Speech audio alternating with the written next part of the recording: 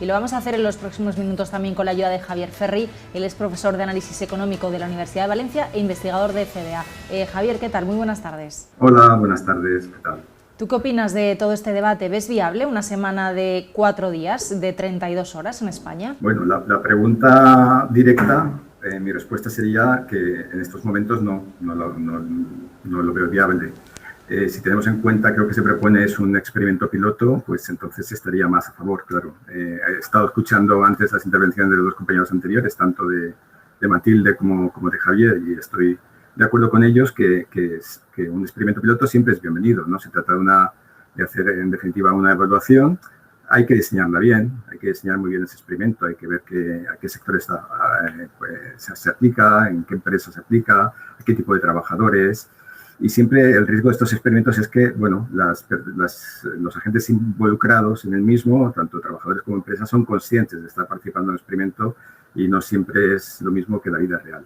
De hecho, hay alguna evidencia sobre un experimento natural que tuvo lugar justamente en Francia, ¿no? Al principio de los 90 se redujo por ley la jornada laboral de 39 a 35 horas. En un lapso de 2 años, teniendo en cuenta si la empresa era una empresa grande o una empresa pequeña, ¿no? Entonces han habido estudios para valorar esa experiencia, ¿no? Y los estudios han ido mejorando con respecto a pasado el tiempo en técnicas de identificación de los efectos, etcétera, ¿no? Entonces, los estudios más precisos hasta la fecha no han encontrado ningún efecto sobre el empleo. Es más, han encontrado efectos negativos sobre el empleo, no solo en el largo plazo, cosa que podía ser previsible, sino también en el corto plazo. Y junto con eso han encontrado también efectos de una mayor rotación en el mercado de trabajo, es decir, una mayor salida de trabajadores que estaban empleados hacia el desempleo y una mayor entrada de desempleados al empleo, pero con un saldo neto negativo sobre el empleo. Con lo cual, si tenemos en cuenta ese precedente de ese experimento y los muchos trabajos que han habido, que no todos ellos han llevado a la misma conclusión, pero que conforme han avanzado las técnicas, parece que la conclusión es más robusta, pues no sería muy optimista. Otra cosa que temo es que en el debate se lancen ideas que pueden ser no solo erróneas, sino peligrosas para la discusión en curso, ¿no? Y que tiene que ver con varias falacias, ¿no? Una de ellas es la relación que existe justamente y de la que se habla mucho entre la reducción de la jornada laboral y la productividad.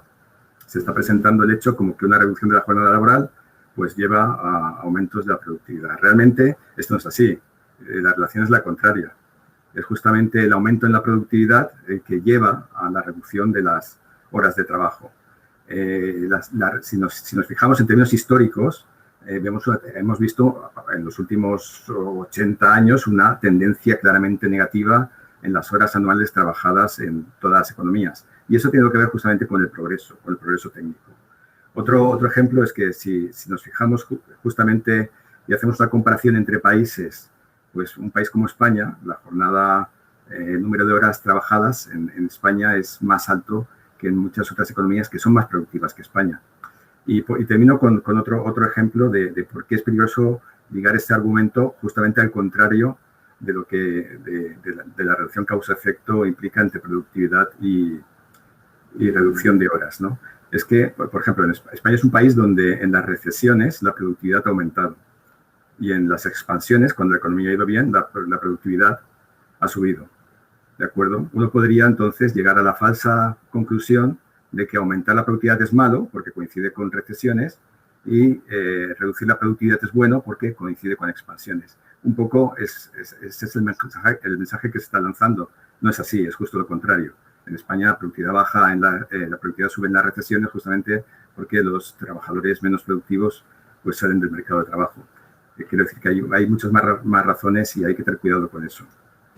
Sí, desde luego las relaciones causa-efecto son complicadas, ¿no? De alguna forma de dilucidar en este aspecto, porque sí que es cierto, bien apuntabas esa falacia, ¿no? De, trabajamos menos horas, somos más productivos.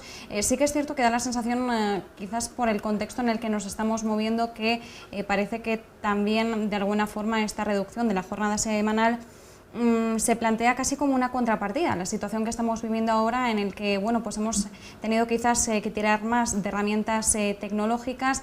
El teletrabajo pues ha obligado de alguna forma a que se difuminen más las líneas de nuestro horario laboral habitual. Hemos visto cómo pues durante la pandemia, pues cuando la gente estaba en su casa, por aquello de no calentar la silla en presencia del jefe, ¿no?, por así decirlo, en el trabajo, parecía que todos alargábamos de alguna forma nuestra rutina y de alguna forma nos hemos llegado a impedir, hablo en términos muy globales, esa desconexión digital. Hemos estado quizás más pendientes en todo momento mientras hemos estado recluidos. Ahora que estamos volviendo de alguna forma a la tónica más o menos habitual, todo lo habitual que nos permite la crisis sanitaria, parece que se está teniendo más en cuenta pues esa necesidad de establecer unos límites en la jornada laboral, unos límites en cuanto al uso de los dispositivos móviles y que nos puedan o no contactar fuera del trabajo, pues para poder conciliar mejor. Y bueno, de alguna forma también estos 4 días, ¿no?, de jornada laboral también están en vistas a mejorar esa conciliación familiar con nuestra vida privada. ¿Tú cómo observas eso? Yo creo que son dos debates distintos. El debate de traslación del trabajo al hogar y el debate de la reducción de la jornada laboral. Efectivamente, hay trabajos que son perfectamente trasladables y que no necesitan presencialidad, otros no. Es decir, si tú eres un mecánico en una empresa de automóviles, tienes que estar allí para ver si hay algún problema en el turno correspondiente y ofrecer una solución. Pero sí que es verdad que hay muchos trabajos que son fácilmente trasladables al teletrabajo, ¿no? En ese caso, la solución es clara, es decir, hay que evaluar al trabajador por el output y no por el input. Yo estoy totalmente de acuerdo, es decir, de nada vale una persona que está en la oficina delante de un ordenador 40 horas a la semana y con una productividad bajísima. Lo que hay que exigir es un output y a lo mejor justamente si exigimos ese output, en lugar de trabajar menos, resulta que vamos a tener que trabajar más. Pero para mí son dos debates totalmente distintos. Vamos, la empresa estaría encantada de que tú trabajaras menos, pero le rindieras más. Sí, no, claro, claro. No es eso de lo que estamos hablando. No, por supuesto. Bueno, pues Javier, muchísimas gracias por acompañarnos este ratito. Buenas tardes.